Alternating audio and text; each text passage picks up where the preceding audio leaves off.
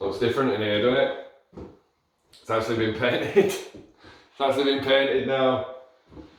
So I'm making real progress in here. It's been a while since I've made one of these videos.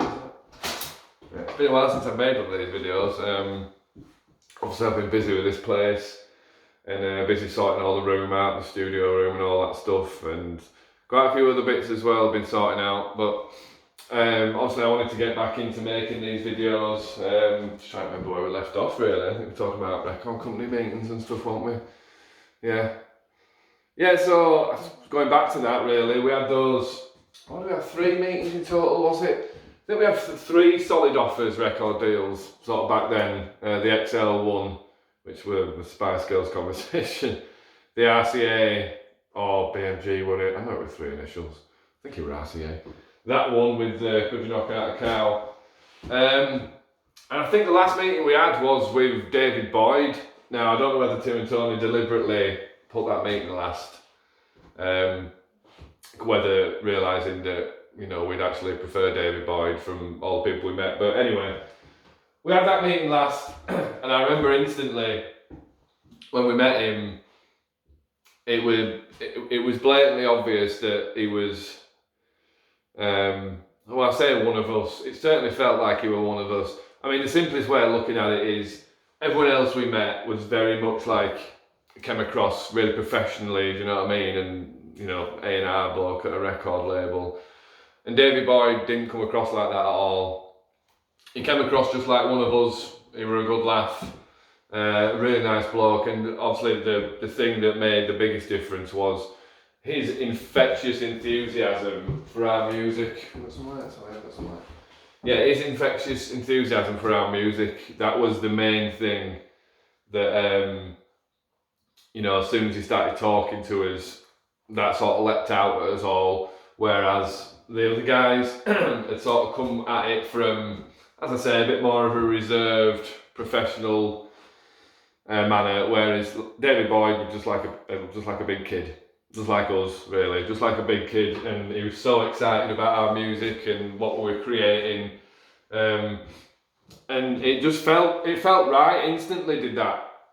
Meeting David Boyd, and then it was a case of, I think we met him at like the Malmaison or something in Leeds, and then he was like, where do you want to go for dinner? And obviously us being us, we're just like, McDonald's. You know, I think a lot of A&R guys and that were like, well, you know, come up from London, you know, at least got to take you out for a decent meal. And we were just like, McDonald's is fine. So off we went to McDonald's and got whatever we got and carried on talking about music and stuff. You know, it was a really great guy to talk about music with, is David Boyd, among other things, but especially talking to him about music, he shares that sort of genuine love and enthusiasm of, do you know what I mean, of all that sort of stuff that we did. So it made a big difference in terms of meeting him, and, you know, going to McDonald's, he never had any issue with that. He was fine with it, so it was good in our book. So yeah, and we had lots of really good sort of encounters with him over the years. I mean, I remember one time he came down, jumping forward a bit really, but when we were recording, I think it was the first, when we were recording the first album or the first EP, and he came to the studio, which was Jacobs in Surrey. And he came down in his Porsche and took us for a ride in his Porsche, which was terrifying. Absolutely terrifying. All those windy country roads around where we were in Surrey. I mean, where is it? Near Farnham? I think it was near Farnham in Surrey, wasn't it? And he was riding that 911 Summit Chronic. Honestly, that was genuinely frightening, was that. Genuinely frightening. But, you know, you could always guarantee whenever we sort of met up with him, he'd always have that sort of same enthusiasm. So it was really great to work with him over the years. And again, not wanting to jump forward too much, but it was a real shame when, you know, we had to go to a different label basically in the end. That was relatively complicated though, I'm not going to get into that. It's irrelevant now, but it was, especially in the early days, as I've explained, there were sort of key people Do you know what I mean? That sort of came on board at certain times that had a real massive effect on us. And David Bowie was certainly one of those. Because usually from record labels, you just get no pressure, really. And you sort of feel that pressure as well when they're coming up for a meeting or whatever, and you're playing them sort of 5 or 6 songs you're always a bit like, do you know what I mean? But he never put us on edge like that, and he just loved what we were doing, and he believed in us, and I suppose that's indicative of the fact of when we got into music, really, or into the music industry, which is again a separate issue, really. But yeah, so I'll carry on. You know, I think we got into like the Verve. You know, look at the Verve. First 2 albums. Do you know what I mean? And then it's sort of the 3rd album that hits. That's right, isn't it? Yeah, pretty sure. But anyway, the point being that back then you didn't have to sell millions of records or even a great number to be believed in, which I understand anyway is very, very different now in the industry, and certainly towards the tail end of our careers it was going that way. Sorry. Paint fumes in here. Yeah, certainly towards the tail end of our careers it was going that way, in the sense that there was no one was interested in development or giving artists or bands time to develop. Do you know what I mean? There were quite a few people, specifically on Hut as well back then, sort of like the auteurs and things like that. Not bands that sold a great amount of records, but you know, especially when the person running the label, in this case David Boyd, as long as they still believe in what the band or the people, the artist are doing, it doesn't matter. It didn't matter. That changed, as I say, towards the end of our careers. It was, look, if this ain't going to sell lots, we're not interested, basically, which is terrible, really, I suppose. But again, I guess it's a knock-on effect, really. It was certainly at the time. It was a knock-on effect of there was less money available in music, simply and principally due to the upsurge in people ripping it off for free, I guess.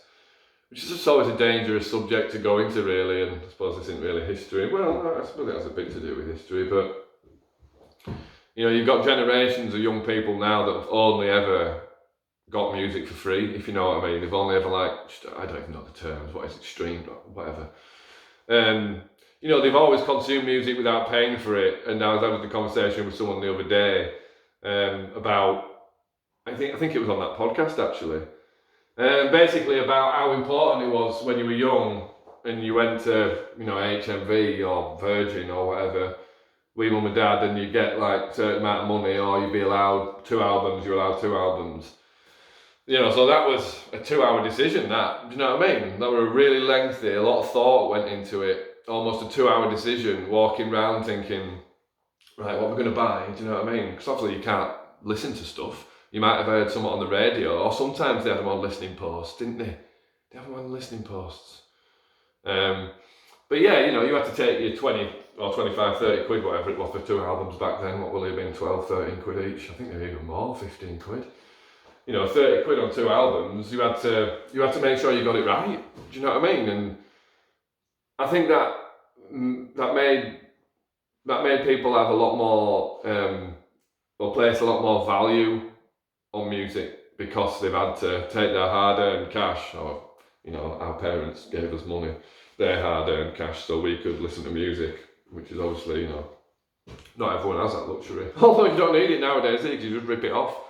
But yeah, you know, I think it just makes people feel differently about music. Do you know what I mean? Like I say, for me, it was a very serious thing. You get your CD with the, you know, the little pull-out wallet and stuff, and, you know, sure, for vinyl. Vinyl was before my time, really. I was never massively into vinyl. I'm sure that ceremony, I'm sure, is even more sort of heightened with vinyl. But certainly with a CD, you bought it, you played it, you owned it, you listened to it, and, you know, that just doesn't happen now, does it? Do you know what I mean? I think that so many people, especially the younger generations, you can't blame them. If you grow up in a world where you can literally just effectively rip off music or, stream or whatever. And they sort of got into that habit, growing up doing that. I tell you what, you're never going to get them to change it, are you? Do you know what I mean? You're never going to get them to consciously think, oh, well, to prolong the career of this artist whose music I'm consuming, perhaps they should have something for the music they've created. Do you know what I mean? So like I say, it's a very grey area, because obviously having been in the industry myself, I have my own sort of feelings towards it, and I'm sure a lot of people might be sat there now thinking, oh yeah, I bet you rip music off. I can guarantee you I haven't. Not once. Not once have I listened or watched even anything that could be considered illicit in that regard. Do you know what I mean? Even down to Anthony Joshua, well, boxing fights, and anything pay-per-view. Do you know what I mean? The amount of workarounds there is for that stuff, I always pay. Don't know, it's probably just how I raised, I suppose. I don't know. If you get some, you pay for it. But too many people are obsessed with having stuff for free, aren't they? And music over the years has lost its... I don't know whether it's lost its power. I think it's still got the same power. And I think that's why you've got so many people trying to diversify within the music industry as well. Do you know what I mean? Because the days of making a lot of money off selling albums, well, that died years ago. I mean, that was dying even when we were still going, like I say. But I just think it's responsible for a lot in terms of where we are now, in terms of young bands, the money that's not around for young bands. As I say, we got in, I would say, right at the tail end of when you could actually, make a bit of money from touring and stuff like that, because obviously, for us especially, that's where we made the money that we made, was from touring, which had its own knock-on effect really, because it made writing difficult. But obviously when our first album was so successful, well, relatively so successful, we had to, while ever people were wanting to see us, we had to keep touring it. And that leads on to lots of different conversations really, which I will get into in the podcast, which is developing behind the scenes, and in other things, and those sorts of conversations. But I don't want to make this too long, because I'm sort of just easing myself back into it as well, because that's another thing. I'm sort of still got all sorts of stuff to talk about, but I'm wanting to include it in the podcast as well. I mean, my original idea was to use these history videos or whatever as a bit of a basis for the podcast. I'm still going to do that, but yeah, I need to start making a few more of these, to be honest, because I do enjoy talking about this stuff as well, to be fair. But trying to keep this, is there anywhere else we can go from the David Bowie thing? Well, there's all sorts of different conversations we can have about that, down to our experiences with different labels out over the years, and how they started to change, totally, unrecognisable from something like Hut, run by David Boyd. Yeah, I don't know. I mean, well, I suppose we're getting into realms of now starting to talk about, making the first EPs and stuff like that. You might as well, that EP, making that at Townhouse with Lenny Frankie, actually, there's lots of interesting stories about that, because that didn't quite go according to plan. Because You Might As Well, that song, I don't even think that was supposed to be on that EP. We had a different title track for that EP, and for various reasons, recording it just didn't go very well, so we ended up sort of just going, right, okay, we're going to start again, record something else, and that came out of that. Well, yeah, I mean, there's all sorts of interesting conversations to have about that, because that's kind of what we did going into studios. We never really went into recording 100% prepared. I don't know how many people actually do though in terms of bands, but we always knew that we had enough, that once we went in there and properly addressed our minds to it, it just happened really quickly. And that's what kind of happened with that EP. I remember Lenny coming up to Soundworks to talk to us and stuff, to meet us, which were really good. I always like meeting producers. Well, I always like meeting anyone who's really interested in your music. But yeah, so what we did that at Townhouse, didn't we? And originally that we were supposed to be recording disco. That was originally what was happening. The view was to record disco and then whatever else we could. But it's going all over the place, this video. But like with a lot of our stuff, because we were so strong live, and that's kind of how we created a lot of these songs, was through playing live. Really capturing that same magic it proved really difficult, even arguably to the extent where we never actually did it. You know, I don't think we ever managed to successfully capture our live sound, which seems ridiculous really, because you just think, well, set up in a room, mic it up, off you go. But it's not always as simple as that. You know, live's one thing, actually capturing those moments, creating those moments on a record, it's difficult. So that it was interesting though, because as I say, we got to a point where we all turned around and went, this ain't working, let's try something totally different. So we effectively it's a really simple song, isn't it? You might as well try to whatever. It's simple, that. So, and we knew we had the germ of an idea. So we just played around that, and again, it's a great vocal on that, whatever anyone says. You know, I love the attitude on that tune. And it's funny actually, because listening back to that, other than sort of Rob's voice, it actually sounds a lot like Oasis, I think, that tune. I think it sounds like an Oasis tune.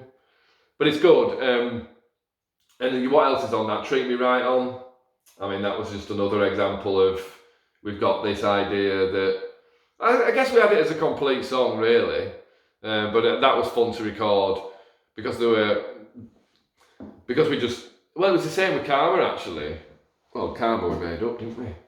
But yeah, Treat Me Right On was relatively simple to record, not much interesting about that other than the fact that, you know, it was our first time in a proper recording studio. You know, we've been in Soundworks in Leeds, which, you know, is a proper recording studio, but obviously it's not quite the same as when you go into a proper full London, you know, like especially like Townhouse, which was obviously a really famous one.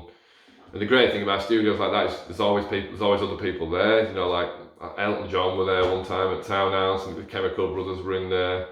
I've got all sorts of funny stories about that sort of stuff, especially for second album, first album actually. The Daniel Bedingfield stuff, but I think some of that were already said on listening party, wasn't it? But yeah, that was fun. But I think the best thing about that, and again, a great example of how we create music, I think the best thing about that EP was Karma. So what's on it? It's 2i on it as well. It's 2i on that EP. You might as well, Karma, Treat Me Right On, Too High. Oh God, I can't even remember. No, it is, isn't it? 2i is on that. Yeah, which is interesting because there's a lot of people who spark the debate about which version of 2i is best. Because is there 3 versions of 2i or just 2? But yeah, going back to Karma, and again, I'll get into more of this in the podcast really, but Karma was a brilliant example of what we can do, how we work. Do you know what I mean? We were a bit spooked by the fact that disco didn't quite sound how we wanted it to sound, or it didn't go how we wanted it to go. So we felt like we had to create something totally new.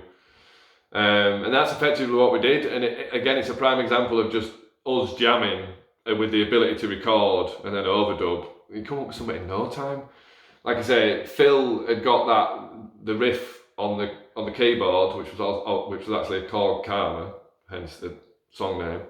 The little opening riff Phil had done on a keyboard, and we also had, what was it? Is it an MPC, that drum machine with pads? I can never remember initials and acronyms like that.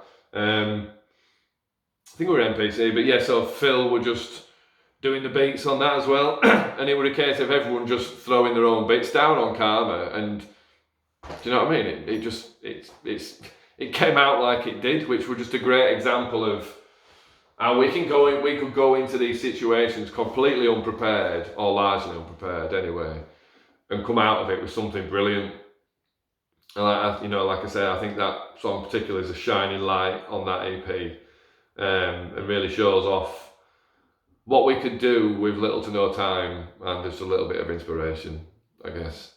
And again, sort of getting David Boyd down there.